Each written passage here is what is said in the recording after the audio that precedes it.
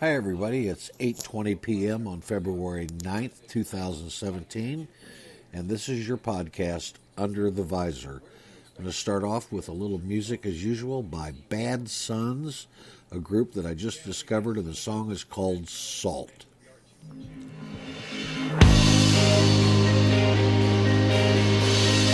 Stuck inside of the wrong frame. I don't feel attached to this name. My body I must reclaim with different eyes and no shame. Try to just hear me out. Don't ask why, but I'm taking this road. It's alright, right? It's what I tell myself, but I don't know. No. So I ran till I couldn't, and I screamed till my voice was gone. I believe what I shouldn't have. I don't know why. These memories are nothing to me, just salt. Look in the mirror and tell me what it is like to be free. Yeah, I just wanted to share some more of my taste in music for you, and just remember, if you like the song, it's Bad Sons, and the name of the song is Salt. Lots happening today, and we won't go into detail on what exactly the rulings were, but in the Ninth District, three federal judges voted 3-0 to uphold a stay on the travel ban that the Trump administration put on 7 specific countries. The essence of this is that the travel ban has been ruled illegal, possibly unconstitutional, and it's a major defeat for Donald Trump and his administration. It's all over the news. You probably have already heard about it. If not, you soon will, because that's all that is on TV right now. So check it out, and let's talk about that later. You can share comments if you wish. But this is going to be a long legal battle. So I'm going to take a break right now. And the major topic today, I want to get away from politics, and I want to get away from the Trump administration. And I want to talk to you because it's springtime is coming. The days are getting longer, and golf season is in full swing. And I want to talk to you today about just a little bit about golf, and that's going to be the main subject today. So if you are not interested, you probably should pass on this podcast.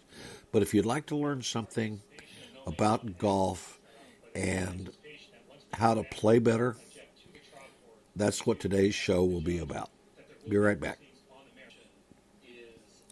Hi, we're back, and we're going to talk about golf. A few years ago, I wrote a book, an ebook that's on Amazon about putting drills and how to break 100 in your golf score. As a fact, 63 million people play golf worldwide. Now, the amazing statistic, even though that sounds like an enormous number of people, and it is that only 3% of the 63 million people that play the game can break 100 or shoot a score less than 100 strokes. And that's kind of a barrier for beginning and intermediate golfers. It's a start to your improvement in the game is to break 100 first and move on to where your talent, your practice, your dedication will get you to where you can be a great golfer. Now, being a great golfer is one of the most difficult things on earth there is to do in life and in sports. Hitting a 95-mile-an-hour fastball is really hard, but to become a great golfer requires patience, strength, conditioning, flexibility, hand and eye coordination. Sorry, I didn't understand the question I heard. And that, by the way, is Alexa from Amazon talking in the background. It requires a number of things. So, how can you break 100? Well, I broke it down, and I think I'll make this very simple for you, just like I did in the book, is if you take a look at let's just say a par 72 golf course, which in essence means that if you're playing the perfect round of golf and you shoot par being what each hole is designated for. Like a par 5, you're supposed to get the ball from the tee to the hole in 5 strokes. Par 4, 4 strokes. Par 3, 3 strokes. If you accomplish that and shoot 72 or take 72 strokes, you've shot even par. All right, that's rudimentary. Now, I started off by talking about breaking 100. Well, there's a big difference between par 72 and shooting 100, 38 strokes.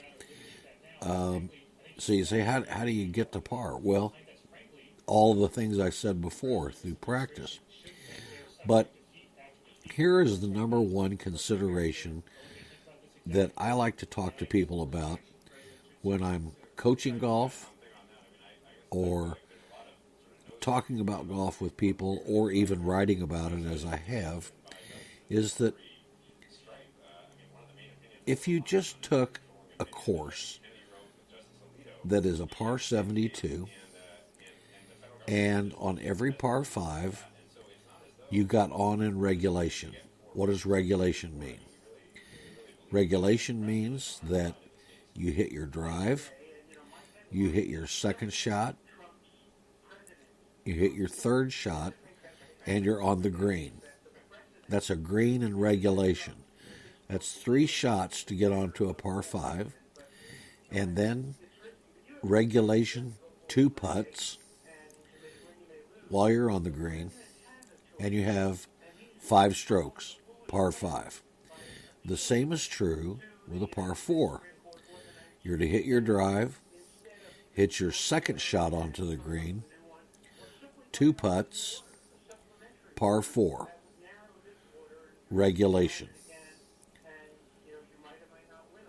Par 3, you're supposed to hit the ball on the green with your first shot, take 2 putts, total of 3 strokes, par 3. Now, if you did that on a regulation golf course that is par 72, count up how many putts you took.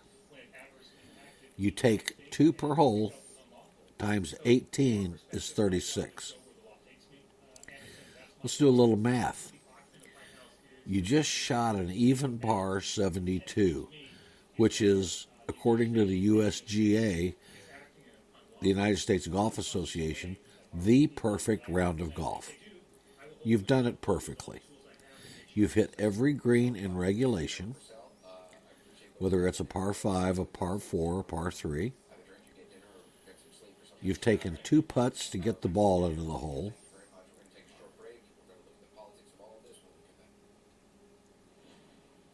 And you shot 72. 36 of the 72 shots were putts. Now, what that means is that 50% of the game of golf is putting. 50%. That's astounding. So I asked in my book, and I'm going to ask you now, you just did the math. You're allowed to carry 14 clubs in your bag. Whatever you want, total of 14 clubs. But if you shot the perfect round of golf, you used the putter for 36 of those shots. And you used the other 13 clubs in your bag for the other 36 shots. So half the game is putting. So what should you practice? practice putting because it's half the game. So if you want to break 100, yes, you have to go to the driving range. Yes, you have to learn to hit a driver. Yes, you have to be able to hit the green. Yes, you have to be able to get out of trouble. Yes, you have to learn how to get out of a sand trap. All of that is correct, and all of that is necessary, but you have to get the putts down in 2 putts per green. Now, you need to go to what they call a putting clock or a putting green, and you need to take 3 balls with you, and you need to practice putting from all different kinds of distances to ensure that you always learn to get the ball in the hole, no matter where you are on the green, in 2 shots. Now, if you can accomplish that, not only are you going to break 100, but you're going to work your way very quickly as you learn the rest of the game to get the opportunity to shoot 72 based on the physical limitations and your athletic ability. So the key to the game of golf is putting. Now, a quick plug for my book. I'm not trying to sell it, but if you want to read a great drill on how to practice putting and how to become a good putter, look up putting drills on Amazon.com, and you can download that ebook onto your Kindle or Kindle app on whatever device you want to, and read and learn the practice drill on how to become a good putter. It's critical, and it's everything that you must do if you love the game. Now,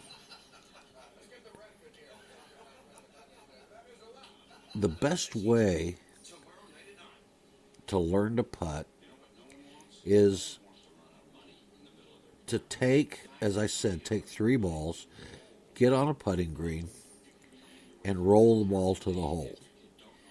Here's the thing to remember. Putts break to the right, putts break to the left. If you will remember, as you're lining up a putt and trying to read how the ball can get to the hole, remember that every putt is straight. And by that I mean that you have to pick a spot to hit the ball to allow for the curvature of the green to feed the ball down to the hole. So if you will keep in mind that every putt is straight, which means you're putting to a point on the green and letting the curvature of the green do the rest of the work for you, you hit that apex that will allow the ball to go to the hole, you've got it made. So that's what you should be practicing. That's really all I wanted to cover with you tonight. Let's get out of here with a funny little song from a guy named Bob Baker, which is Don't Blow This Putt. Very appropriate for what we talked about tonight. So here's Don't Blow This Putt by Bob Baker.